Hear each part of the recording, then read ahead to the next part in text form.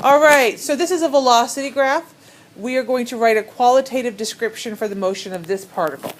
All right, now just like the position graph, we can know certain things about our velocity graphs. We can determine how fast it's going. Where do we determine how fast?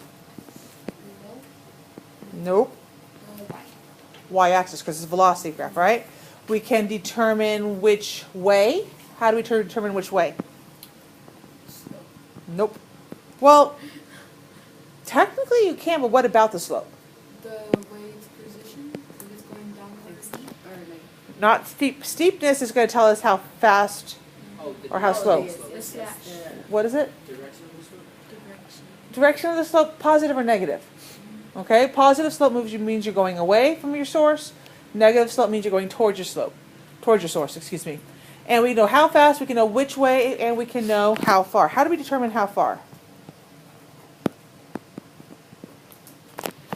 That's like one of the last things that we talked about when we did our notes.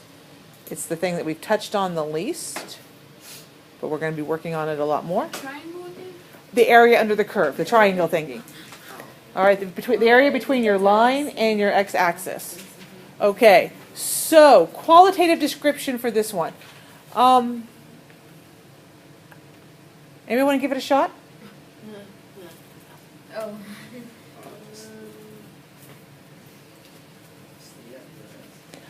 And look what kind of graph it is. It's not a position graph. I was gonna say that's too big. The object is moving at a constant speed for 20 seconds? Which way? Like away from or towards? Yeah. Oh. Is it going away from or towards? It's not. Is it the filter? Yes, it is. It's positive. It's positive. So it's Away from it. Why? Oh, because if it's above. Oh, yeah. Okay. Oh, light bulbs. All right. It's kind of dark on this side of the room, so we need all the light bulbs we can get. So, all right. So from 0 to 20 seconds, it moves at a constant speed of 4 meters per second away from the origin. All right. We technically can't really be filling out how far right now because I said no math, right? And since I said no math, well, we just know it's moving away. Okay. Does that feel comfortable with you guys? Pulling that off like that? Okay. Now, here's the thing. Now, B asks us to mathematically determine the velocity of the particle during that interval. If your head isn't trying to figure out how are we going to mathematically determine what I can read from the graph, does that seem a bit weird? I can just read it from the graph. Why do I need to mathematically determine it? Okay. Well, we're going to do it anyway, even if it doesn't quite make sense. Okay. So there might be a little gap. Not a big one. All right. So actually, just in case, the qualitative description for this one would be that it is moving from 0 to 20 seconds. It's moving at a constant speed of 4 meters per second away from the origin. We know that because it's a positive velocity. Now, mathematically determine the velocity. Give myself some space. Okay, mathematically determine the velocity. We have an equation for velocity, right? It's our equation for the slope, and it looks like this. Okay, so if that is our equation for velocity, we know in this case our delta t is 20 seconds. Okay, so 20 seconds. Now the next part is to figure out our delta x. All right, and what do we say about how to find how far on the velocity graph? No. How far? Is it the triangle? Okay, area under the curve. Okay, yes, for the entire year. Just don't write that on the AP test. They're not going to know what you're talking about. All right? All right, to find the displacement, we look at the area under the curve. That's a square. It's a square. It is a square. It is. It's 4 by 4.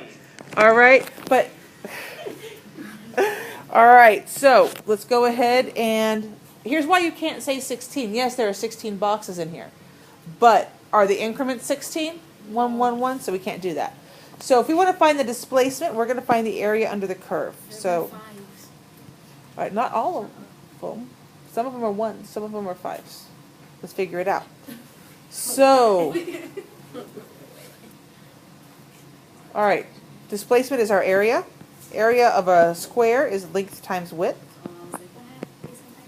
That's the triangle one. All right, everything's the triangle one. So our length, all right, it doesn't really matter which one you choose, is 20 seconds.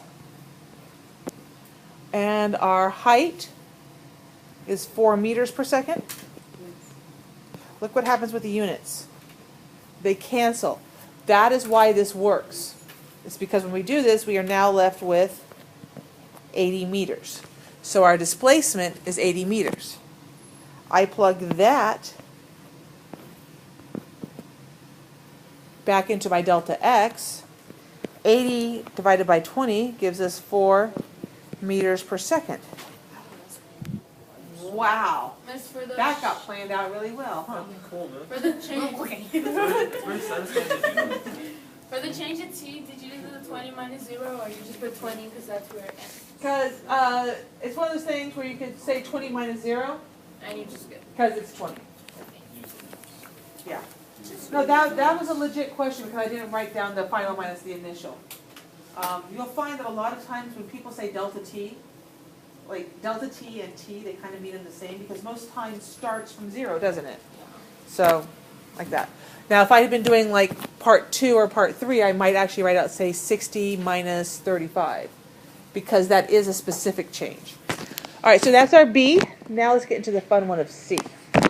Super duper fun. Okay, to start though, let's see if we can, before we even think about how we want to phrase this. Yeah, I was like, wait, what about 2A? Oh, did I miss 2A? Write a qualitative description. Yes. Oh, Bernie at B. Yes. That's what we're talking about. I'm sorry, 2, whatever we're on, 2A. Yeah. Me too. I was looking, I was like, oh, wait. I have to clear some stuff. I'm like, see what we down here. I was like, what's the- Sorry, I was thinking in terms of something else. But you were correct. It is 2A. We're going to start with the qualitative description of what's happening in section 2. Before we think about it, like our answer, let's make sure we can understand what's happening. Okay? So what is essentially happening at 2? If you were going to walk just that part on the motion graph, what would you, motion detector, what would you do? Towards the. Yeah, because. Okay, so, Would it be away and then- all right. How do we know if it's away? Positive. All right, so Because if this is 0 right But there. this is a negative. it's So- a negative slope, but that's telling us something else. You're gonna turn? Yeah, you're gonna like turn around. Okay, at what, I don't know, because it's Yeah. 0. Oh wait. it hits 0, right, so we Hits turn 0, around, yeah, right? turn around. So positive means that you're walking away from something, Yes. right? So that basically it's like this. All right, so I walk into the room. I realize I forgot my keys. And I come back. So it's going towards it, so it's going negative, and then it starts going positive. Actually, Or it starts going positive and then negative. It's positive because the first part of the graph is plus. Okay, so because this portion of the graph right here is above the axis, that's how we know moving away. Now, I have a Alright. question. Yes. How did you get in the room without your keys? Keys to the car? Yeah. Or just leave them in the car? Yeah. I don't know. I thought you meant your room keys. I'm just like, okay. Yes. Well, maybe I took them over to make copies. I didn't bother locking my door, so I just, oops. Oh, that makes sense. Okay, we got that now? All right. Okay, so now let's put this into, so we kind of understand what's happening. Now let's put this into our qualitative words. How fast, which way, how far. Okay, so this one is actually going to be a bit of a long one because there's actually 2 motions happening here, aren't there? Okay, so let's deal with the first one. At 20 seconds.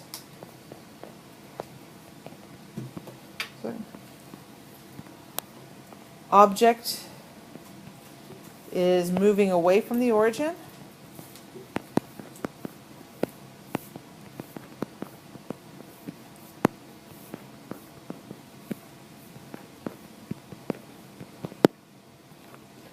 And moving away from origin at 4 meters per second.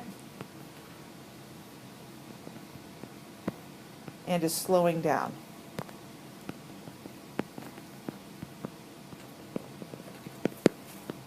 That's the first part of our motion.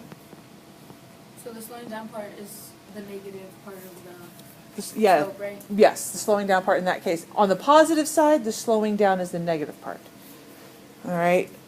Now, is slowing down at how many times was it? At 35 seconds. Oops.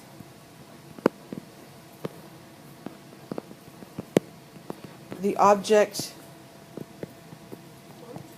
reaches 0 meters per second, 0 velocity, and turns around.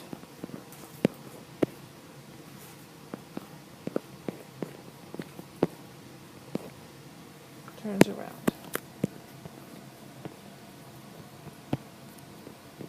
For the next 5 seconds,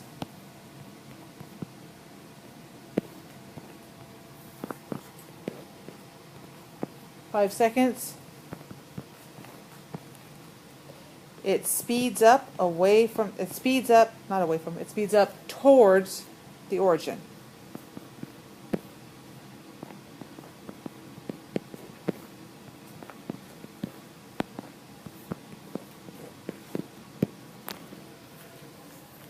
Okay. All right. How does that sound to you guys? Do we hit all the points? Okay. How far can be a little bit tough. Really, there's really nothing much to say about this. We could say it covered less distance than it did in the first segment, right? All right, because we can't really do the math. How do I know it just by looking at it that it covered less distance? From after the origin, it covers only 2, and before it comes 4. So that right there? But okay, I see what you're talking about. You're looking at the kind of the total amount of space right here? Yeah. Right here? All right, I would say use that same thing, Oh, but triangles. all right, we're gonna it covers less distance than it did in the first 20 seconds. I can just tell that's more squares than that is. Yeah. Okay, so again, what we can just read at it. Okay, so tell you this for the next two, for part 3 and part 4. If you notice, those aren't going to be as hard as that one. They're each a single triangle. Okay, so if it's I was looking at different triangles. all right, they're each a single triangle, which means there's only one motion in each section 3 and section 4. Okay, next up, what is our next question? Determine the acceleration of the particle during the Okay, determine the acceleration of the particle. So let's go ahead and do that. Now, where do we find, so we find the velocity on this one on the y-axis. Where do we find speeding up, or the acceleration? The slope, right? So it's basically we're doing the slope thing again. So on this graph, when we do y2 minus y1 over x2 minus x1, what we're actually doing on a velocity graph is we're doing acceleration is the change in our y-axis, which is the change in velocity, divided by the change in our x-axis, which is our change in time. Okay, so that's where acceleration comes from. It's the slope of a velocity graph. So if I wanted to find just the slope of this, we're going to go ahead and calculate that. So final velocity is, I can't read this because I knocked it out, -2 meters per second. Hello? Yes. Okay. And I can love that. -2 meters per second minus my initial velocity, which was 4 meters per second. And we're going to divide that by, that period of time is 35 is our final time. And our initial time was 20 seconds. So we end up with -6 meters per second per 15 seconds. That comes out to 3/5, which is -0.6 meters per second squared. Okay. So when we do that, we don't cancel out the sisters. All right. No, because it's over. Also note that for 3 has you to mathematically determine the change in position. What does change in the position mean? Yeah, what variable is changing the position? Starts with a D? Displacement. Displacement, right? Which is that area under the curve thing. Let's not make that a thing. All right, so the change in position, guys, is the area under between the line and the axis. That covers it. Have a great evening. I'll get these videos up right now.